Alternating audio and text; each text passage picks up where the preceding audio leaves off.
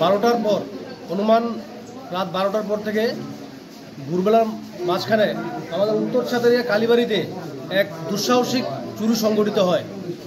সকালবেলা যথারীতি অন্যান্য দিনের মতো যারা প্রাতঃভ্রমণ করে ওরা মন্দিরে প্রণাম করতে এসেই ওরা এসে অবাক দেখলো যে মন্দিরের যে গ্রিলের গেট, সেই গেটের যে দুটো তালা ছিল তার সঙ্গে শিকল দিয়ে বাঁধা ছিল, এই দুটো তালাই পরিত্যক্ত অবস্থায় পড়ে আছে, এখানে ভাঙা অবস্থায়, এবং সেই শিকলটাও ভাঙা। পরে লক্ষ্য করা গেল যে মন্দিরের যে প্রধান যে দান বাক্স, সেই দান বাক্সটি মন্দিরের ভিতরে নেই, সেই দান বাক্সটি পড়ে আছে মন্দির সংলগ্নই যে বট গাছ আছে, সেই বট গাছের তলায় পড়ে আছে, ভাঙা অবস্থায় পড়ে আছে।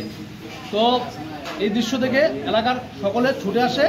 তো আমরাও এসে দেখলাম যে এই দান বাক্সটি সম্পূর্ণ খোলা, এবং তার ভিতরে আমাদের যে বাৎসরিক বছরে একবারই সেটা পূজার সময়, বাৎসরিক পূজার সময় সেই দান বাক্স খোলা হয়, এছাড়া এটা আর খোলা হয় না। দান বাক্সের মধ্যে অনুমানিক প্রায় একটা ভালো অঙ্কের টাকা ছিল, সেই টাকা কিছুই নেই, এখন শুধুমাত্র কয়েকটি শিকে পয়সায় পড়ে রয়েছে।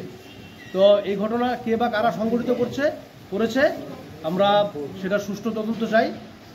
এতদ উপলক্ষে আমাদের আরকেপুর পিএসের পুলিশ কর্মীও এসছেন, সে তদন্ত চলছে। তো আমরা আশা রাখছি এই ঘটনার সুষ্ঠু তদন্ত হবে এবং অচিরেই এই চোরকে আমরা হাতে নাতে ধরতে পারবো, এবং আমরা চাই তারপর তাদের যথোপযুক্ত শাস্তি। এই দান বাক্সের মধ্যে কত টাকা হবে কিছু জানা গেছে কি? ভালো অঙ্কের টাকাই থাকে, আমাদের যারাই দান করেন সেটা বছরে শুধু একবারই খোলা হয়।